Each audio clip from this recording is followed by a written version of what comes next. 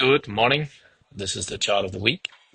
And today we look at NVDA. And NVIDIA has been this amazing investment case over a long period. And we've seen how it's been rallying a lot. And from 2022, just here up to where we saw the top, we've been going up 23 times, 2,344%, which is an amazing run, obviously. But all good things comes to an end. And the situation with NVIDIA is that we are seeing some clear signs of deterioration here now. We've seen a strong rally into what is a five-way move here. And it did reach some is Fibonacci levels here around the 209 line, which could suggest that we could have seen a top. It doesn't necessarily it has to be a top, but it could have been a top.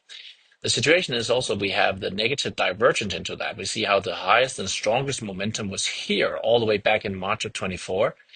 So that we are now up here under weakening momentum is quite a big sign or warning flag, we should say.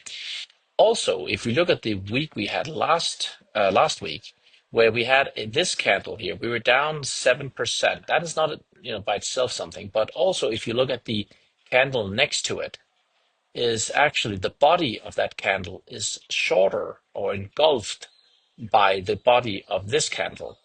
And that is a warning sign because when we start to see the downward pressure becomes too heavy, we actually should see something like this, that the candle engulfs, the bearish candle engulfs the previous bullish candle. And that is what we have seen here. This does not mean necessarily we're going to see that the NVIDIA is going to decline just straight from here, but it could mean that we see somewhat of a weakening trend where we potentially see a little decline again, but then we see a bounce into January, but not a new all-time high, potentially just a bounce before we then hit lower.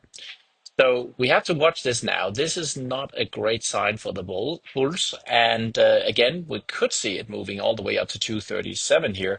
But with a bearish engulfing candle on the weekly, I would be very careful as a bull at this point here. So this is the time to observe it and see whether this will develop into some kind of short-term bounce.